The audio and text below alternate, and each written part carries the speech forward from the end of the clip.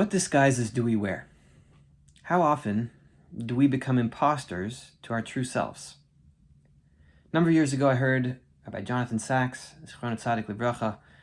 reference Robert Alter's type scene, noting 4 cases in Bereshit of someone disguising themselves. Yaakov with Yitzchak and the bracha, Leah and Rachel the night of the wedding, Tamar with Yehuda and his collateral, and Yosef with his brothers.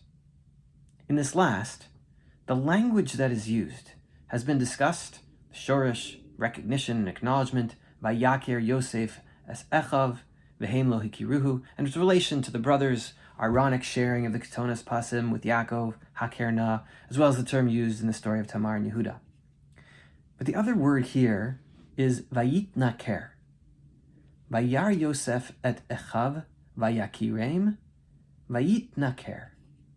I remember being in a shir with Rabbi Dr. Moshe Sokolow, where he suggested that linguistic associations can be made even if 2 letters overlap, as they do here. More, as my cousin Rabbi Bauman would put it, I think one can't but note the poetry in this prose. Vayaker, vayitnaker. But what of the word? Onkelos doesn't seem to translate, instead interpreting it as Yosef chashiv madi yimale imhon. He was trying to figure out how to speak to them. Rashi builds upon this, saying that he made himself like a nachri, a stranger, to say dvarim kashim, divrei kashot, hard or difficult things.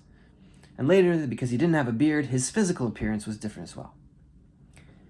The Radak adds one step further. It wasn't just the speech or the physical appearance that changed. Rather, lule shirauhu bigdula. His whole demeanor, his whole positioning was different.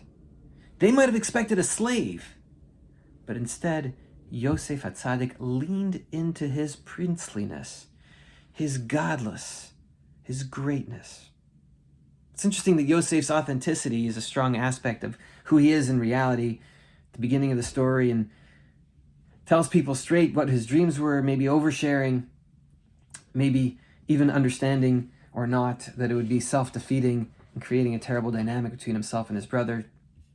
Not just being a dreamer, but knowing who he is a big part of who he is. And sending the Agalus to Yaakov later in his life as a signal that he recalls their last sugya together, Egla Rufa, demonstrates his capacity to maintain clarity on who he is despite the world around him. Nevertheless, perhaps here we can offer maybe al derech drash that the link between lahakir and lahitnaker is to actively and with intent decide to be different, to be a stranger that others may not recognize, that we may not recognize ourselves. Remember a sicha, Shana Aleph in the Gush with Rav Ezra Bick about Avram Avinu and the value of hypocrisy, what he called hypocrisy, stretching beyond where we currently are and imagining ourselves becoming a new self. Like the psychologist from Harvard Business School, Amy Cuddy, would put it, faking it until you become it. And perhaps that's the bracha of this episode. Yosef was able to lean into his disguise, putting it on when he needed, in order to lead, in order to be tzafnas paneach, and ultimately to lead his family to redemption. By doing so with intentionality, however, he also teaches us that it is important to be able to take it off and be yourself again.